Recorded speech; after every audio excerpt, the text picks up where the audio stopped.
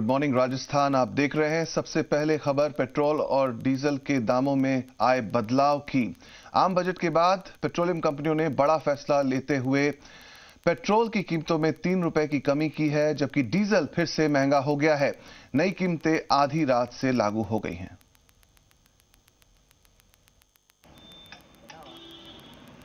Petrol 3 रुपए 2 पैसे प्रति लीटर सस्ता हो गया है, जबकि डीजल 1 रुपए 47 पैसे प्रति लीटर महंगा हो गया है। डीजल में इस महीने दूसरी बार बढ़ोतरी हुई है। इससे पहले डीजल में 28 पैसे की वृद्धि हुई थी। पेट्रोल में 7वीं बार लगातार कमी की गई है। इससे पहले 18 फरवरी को पेट्रोल के दाम 18 पैसे प्रति लीटर कम कर दिए गए थे।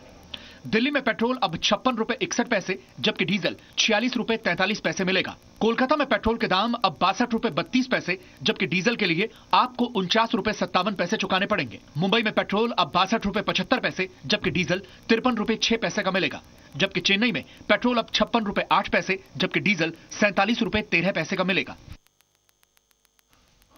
और आम बजट में प्रदेश की सड़कों के लिए बड़ी खबर है। केंद्रीय बजट में सोमवार को हुई 50,000 किलोमीटर स्टेट हाईवेज को नेशनल हाईवे में अपग्रेड करने की घोषणा का सबसे ज्यादा फायदा राजस्थान को ही होने वाला है। 4 स्टेट हाईवे नेशनल हाईवे होंगे यहां पर, और चूंकि नेशनल हाईवे की लंबाई और स्टेट हाईवे से नेशनल हाईवे में अपग्रेड करने के मामले में राजस्थान पहले ही देश में सबसे अव्वल है, सबसे आगे रहा है। इस समय भी नेशनल हाईवे के मामले में पहले नंबर पर है राजस्थान। पिछले हफ्ते में ही 4 नए स्टेट हाईवे को अपग्रेड करके नेशनल हाईवे करने की मंजूरी मिल गई है। नई घोषणाओं से प्रदेश की सड़कों की दशा साफ तौर पर बदलेगी। आपको बता दें कि पिछले 5 सालों में 1600 kilometre state highway national highway बने हैं और राज्य सरकार पर इसका कोई वित्तीय भार भी नहीं पड़ा है।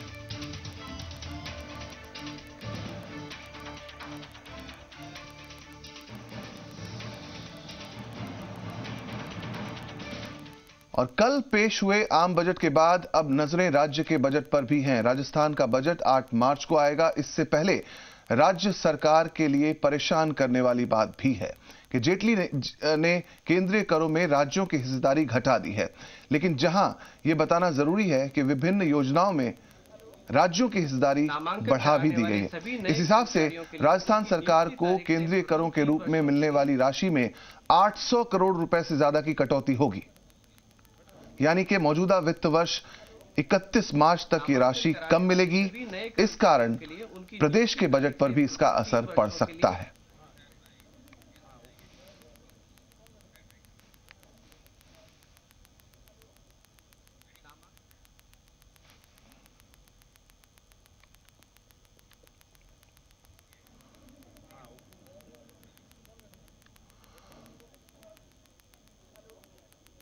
नामांकन कराने वाले सभी नए कर्मचारियों के लिए उनकी नियुक्ति तारीख। तो राज्य सरकार को जो 800 रुपए कम मिलने वाले हैं, इसकी पूरी मैथमेटिक्स हम आपको समझाते हैं। राज्य सरकारों के करों में राज्य सरकारों की हिस्सेदारी कम की गई है। इसका कैसा असर पड़ेगा राज्य सरकार पर और खासकर राजस्थान सरकार पर, यह आपको दिखाते हैं।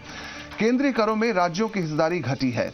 राजस्थान सरकार को केंद्रीय करों के रूप में मिलने वाली राशि में 800 करोड़ रुपए की कटौती हुई है। केंद्रीय करों से राज्यों को 5.20 यानी कि 5,20,000 करोड़ रुपए की जगह अब 5,06,000 करोड़ रुपए ही अब मिलेंगे। इस हिसाब से प्रदेश को मौजूदा वित्त वर्ष में 28,000 करोड़ की जगह 27,200 करोड़ रुपए मिलेंगे। इसका मतलब कुल 800 करोड़ रुपए की कमी। ये तब हो रहा है जब केंद्र सरकार का कुल टैक्स कलेक्शन बढ़ा है और इस हालत में राज्य सरकारों की हिस्सेदारी घटाई गई है। आगे बढ़ते हैं। वित्त मंत्री अरुण जेटली ने बजट में किसानों को मालामाल कर दिया है। किसानों के लिए इस बजट में काफी कुछ है। वित्त मंत्री ने 5 साल में किसानों की कमाई दोगुनी करने का लक्ष्य रखा है। 2022 तक किसानों की कमाई दोगुनी हो जाएगी, ऐसा कहा गया। वित्त मंत्री अरुण जेटली ने किसानों के लिए मदर इंडिया बजट पेश किया है। जेटली ने बजट में जिन 9 पिलर्स का जिक्र किया, उसमें सबसे ऊपर कृषि और किसान कल्याण है। वित्त मंत्री ने 5 सालों में किसानों की कमाई दोगुना करने के लिए कृषि नीति में बड़े बदलाव की बात कही।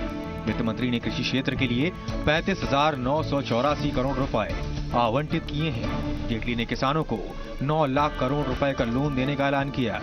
साथ ही किसानों को राहत देते हुए उन्हें ब्याज पर 15,000 करोड़ रुपए की छूट की घोषणा भी की। Our total allocation on agriculture and farmers' welfare is rupees 35,984 crores. We need to address issues of optimal utilization of our water resources, create new infrastructure for irrigation, conserve soil fertility with balanced use of fertilizer, and provide value addition and connectivity from farm to markets. प्राकृतिक आपदा से होने वाले नुकसान की भरपाई के लिए वित्त मंत्री ने फसल बीमा योजना के लिए 55,000 करोड़ रुपए का प्रावधान किया है। पिछले 2 साल से जारी सूखे को देखते हुए वित्त मंत्री ने सिंचाई पर खास ध्यान दिया है। जेटली ने 28.5 लाख हेक्टेयर जमीन सिंचाई के दायरे में लाने की बात कही है। 2016-17 के लिए सिंचाई पर 17,000 करोड़ रुपए खर्च किए जाएंगे, जबकि अगले 5 साल में सिंचाई पर 86,500 करोड़ रुपए खर्च किए जाएंगे। 2017 से पहले 23 सिंचाई योजनाओं को पूरा किया जाएगा। सरकार ने दालों की ऊंची कीमतों को भी गंभीरता से लिया है। वित्त मंत्री ने दालों के उत्पादन के लिए 500 करोड़ रुपए रखे हैं, जबकि दाल की कीमतों में तेज बढ़ोतरी से बचाने के लिए 9,000 करोड़ रुपए के फंड का ऐलान किया है। परंपरागत कृषि विकास योजना के तहत 2 नई ऑर्गेनिक फार्मिंग स्कीम का ऐलान किया गया है। फूड प्रोसेसिंग इंडस्ट्री को बढ़ावा देने के लिए इस क्षेत्र में 100% FDI का ऐलान भी कर दिया गया है। वहीं डेयरी को बढ़ावा देने के लिए 4 नई योजनाओं का ऐलान किया गया है। वित्त मंत्री ने फर्टिलाइजर सब्सिडी सीधे किसानों के खाते में देने का ऐलान भी किया। कुल मिलाकर वित्त मंत्री ने राज्यों में होने वाले चुनाव के मद्देनजर सरकार के खिलाफ किसानों की नाराजगी दूर करने की कोशिश की है। ब्यूरो रिपोर्ट, जी मीडिया। गांव और किसानों की बात हमने की और अब शहरों की बात कर लेते हैं। बजट में सबकी नजर इस चीज पे होती है कि किस चीज के दाम बढ़े या घटे। तो आइए अब हम आपको बताते हैं कि वित्त मंत्री ने बजट में क्या महंगा किया है और क्या सस्ता। 1,000 रुपए में अरुण जेटली ने किसको क्या दिया, क्या लिया? इस सवाल का जवाब जानने से पहले आपको सर्विस टैक्स के बारे में जानना चाहिए।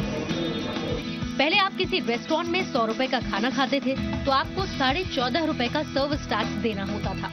अब कृषि कल्याण सेस 0.5% लगने के बाद सर्विस टैक्स 15 रुपए देने होंगे। यानी 1,000 रुपए में आपको सर्विस टैक्स के साथ पहले 1,145 रुपए देने पड़ते थे और अब 1,150 रुपए देने होंगे। अगर हम आपकी आय और 15% सर्विस टैक्स के बीच हिसाब लगाकर आंकड़ा दिखाते हैं, मान लीजिए आपकी आय 1 रुपए से लेकर 2.5 लाख के बीच है, तो आपके हर 1,000 रुपए की आय पर इस बजट से आपको कुछ नहीं मिला, लेकिन आपका 5 रुपया सर्विस टैक्स के रूप में सरकार ले लेगी। इसी तरह अगर आपकी आय 2.5 लाख से 5 लाख रुपए के बीच है, तो टैक्स में 3,000 रुपए की छूट बढ़ाकर आपको 1,000 रुपए में 6 रुपए 18 पैसे सरकार देगी और सर्विस टैक्स के रूप में 5 रुपए लेगी। 5 लाख रुपए से ज्यादा की आय वाले लोगों को भी सरकार से कुछ नहीं मिला, लेकिन सर्विस टैक्स बढ़ने से उन्हें भी 1,000 रुपए में 5 रुपए ज्यादा देने होंगे। रविंद्र कुमार के साथ पूजा मक्कड़, ब्यूरो रिपोर्ट, जी मीडिया। चलिए अब बजट से आगे बढ़ते हैं। विधानसभा के बजट सत्र का आज दूसरा दिन है। राज्यपाल के अभिभाषण के धन्यवाद प्रस्ताव पर आज बहस होनी है। सत्र के पहले दिन विपक्ष ने जोरदार हंगामा किया था।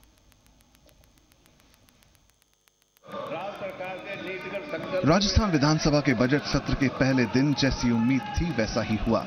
राज्यपाल का अभिभाषण शुरू होते ही कांग्रेस ने हंगामा शुरू कर दिया। कांग्रेस ने वेल में आकर नारेबाजी शुरू कर दी। नेता प्रतिपक्ष रामेश्वर डूडी ने राहुल गांधी पर बीजेपी विधायकों के बयान को लेकर सीएम राजे से माफी मांगने की मांग कर डाली। साथ ही कहा कि विधायक कैलाश चौधरी और ज्ञानदेव आहूजा के खिलाफ FIR दर्ज हो। कांग्रेस ने हंगामा करते हुए दोनों विधायकों का इस्तीफा मांगा। इतनी बड़ी पार्टी जो कांग्रेस पार्टी के जो उपाध्यक्ष जो है राहुल गांधी जी के पास प्रति जो है जो बात इनके सामान्य विधायकों ने कहा है, हमने ये मांग करी है कि इनके खिलाफ FIR दर्ज हो और जो है सदन की नेता जो भारतीय जनता पार्टी के विधायक दल की नेता है वो जो है सदन में खेद प्रकट करे। राजनीति के अंदर कैलाश चौधरी विधायक की इतनी हैसियत नहीं है कि वो राहुल गांधी के बारे में बात करें। इनको कोई जानता और पहचानता नहीं था, इसलिए राजस्थान के अंदर लोग इनको जान जाएं या अखबार के अंदर छप जाएं, इसलिए इन्होंने ऐसी ओछी बात करी है।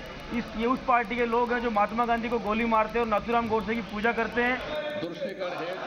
संसदीय कार्य मंत्री राजेंद्र राठौर ने कांग्रेस को राज्यपाल के अभिभाषण की गरिमा याद दिलाई, लेकिन हंगामा जारी रहा। ऐसे में उन्होंने राज्यपाल से आग्रह किया कि अभिभाषण का अंतिम पेज पढ़ लें। आखिरकार अभिभाषण का अंतिम पेज पढ़कर राज्यपाल का अभिभाषण पूरा मान लिया गया। राजेंद्र राठौर ने राज्यपाल के अभिभाषण के दौरान हंगामे को सदन पर काला धब्बा बताया।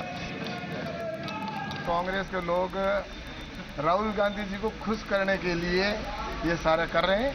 और बाकी रही बात मुकदमे की, अगर मां भारती के लिए एक नहीं 1000 मुकदमे होते हैं तो मेरे उसके ऊपर कोई फर्क नहीं पड़ता है। हालांकि राहुल जी के खिलाफ एफआईआर दर्ज हुई है, लेकिन आज आम आवाम देश का चाहता है कि देशद्रोही हरकत में राहुल गांधी को गिरफ्तार किया जाए। चाहे साधारण व्यक्ति हो या बहुत बड़े पद पर बैठा हुआ कोई राजनेता हो, अपराध दोनों के लिए बराबर है। राज्यपाल के अभिभाषण के बाद सदन की कार्यवाही स्थगित कर दी गई, लेकिन पूरे बजट सत्र के दौरान हंगामे के आसार हैं। जेएनयू मुद्दे पर बीजेपी विधायकों के राहुल गांधी पर दिए बयान के अलावा कांग्रेस विकास और कानून व्यवस्था पर भी सत्ता पक्ष को घेरने की कोशिश करेगी। Bureau report, C media.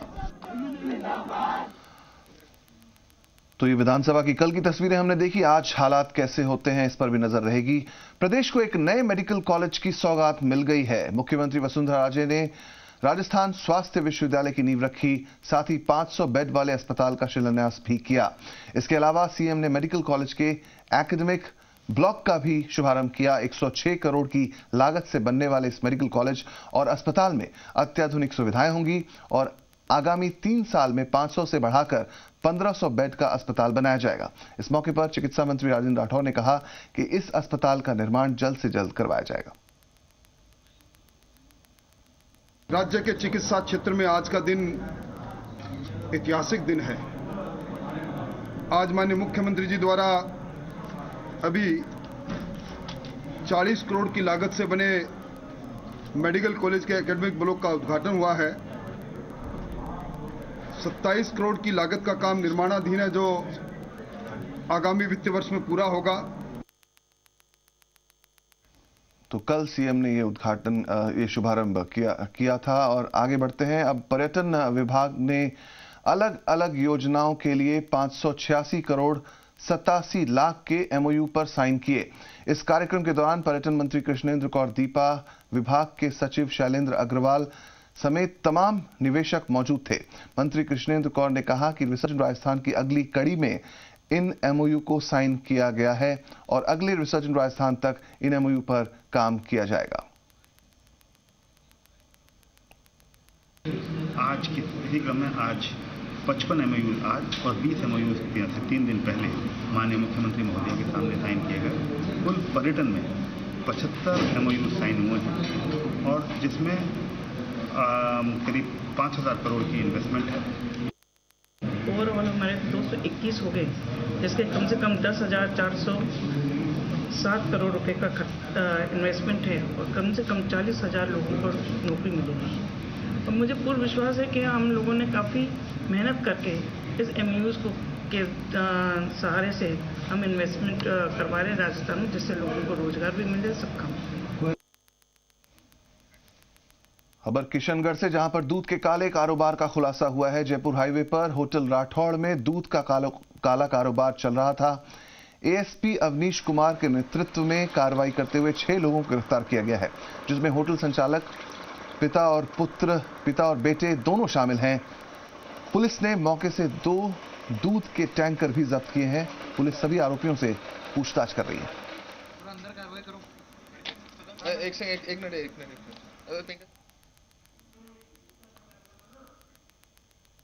Barmer से आ रही खबर का रुख करते हैं। जिला पुलिस अधीक्षक परीस देशमुख के निर्देश पर सदर थाना पुलिस ने कार्रवाई करते हुए नेशनल हाईवे 112 पर स्थित गंगाराम पेट्रोल पंप के पास एक अवैध शराब से भरे ट्रेलर को बरामद किया। पुलिस ने यह कार्रवाई मुखबिर से मिली सूचना के आधार पर की है। पुलिस ने शराब तस्कर दिनेश जॉनी और ड्राइवर को भी गिरफ्तार किया है। पकड़े गए अवैध शराब की अनुमानित कीमत जो है वो 40 लाख से ज्यादा बताई जा रही है।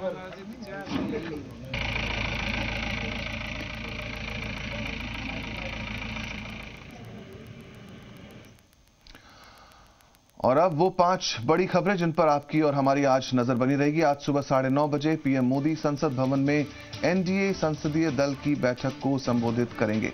इसके अलावा केंद्रीय मानव संसाधन मंत्री स्मृति ईरानी के खिलाफ विशेषाधिकार हनन का नोटिस दिए जाने पर आज संसद में हंगामा होने के आसार हैं।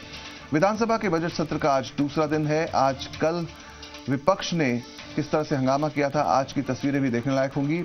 इसके अलावा सीबीएसई की 10वीं और 12वीं की परीक्षाएं आज से शुरू हो रही हैं और बांग्लादेश में भारत श्रीलंका के बीच T20 मैच आज है। रोजगारेश्वर मंदिर को लेकर आज बड़ा फैसला आ सकता है। आज होने वाली बैठक में जिला प्रशासन अहम फैसला ले सकता है।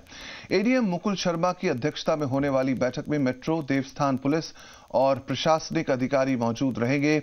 आज सुबह 11:30 बजे ये मीटिंग तय है। सूत्रों की माने तो इस मंदिर के लिए कमेटी का गठन किया जा चुका है।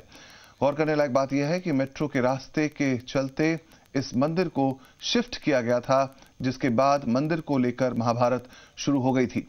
रोजगारेश्वर मंदिर परकोटे का सबसे प्राचीन मंदिर है।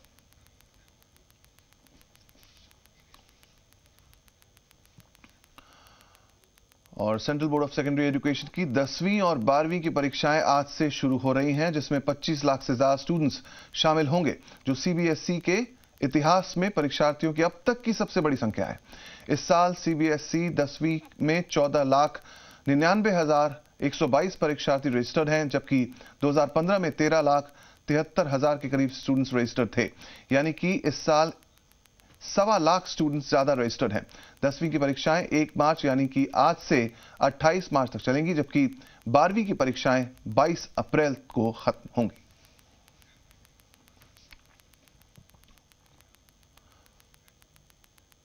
और अब बर्फानी बाबा के दर्शनों की बात करते हैं। अगर आप बाबा अमरनाथ के दर्शन करना चाहते हैं तो आप आज से ही रजिस्ट्रेशन कर सकते हैं। 2 जुलाई से शुरू हो रही अमरनाथ यात्रा के लिए रजिस्ट्रेशन शुरू हो गया। देश भर में Jammu Kashmir bank, Punjab national bank और येस बैंक की 432 शाखाओं में यात्रा के लिए रजिस्ट्रेशन होगा। अमरनाथ यात्रा श्रावण पूर्णिमा यानी 18 अगस्त तक चलेगी। बालटाल और पहलगाम के रास्ते होने वाली इस यात्रा में रोज 7,500 यात्रियों को अमरनाथ के दर्शन की इजाजत होगी। दर्शन के लिए हेलीकॉप्टर से जाने वाले यात्रियों के लिए टिकट ही उनका परमिट होगा।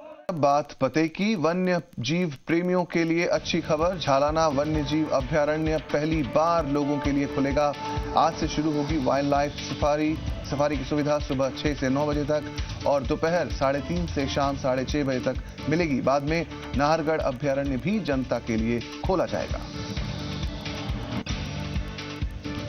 और अगली बात पते की। आईजीआई एयरपोर्ट बना number 1। Indira Gandhi international airport ने छुआ नया शिखर, नया मकाम। विश्व का सबसे सर्वश्रेष्ठ एयरपोर्ट बना आईजीआई।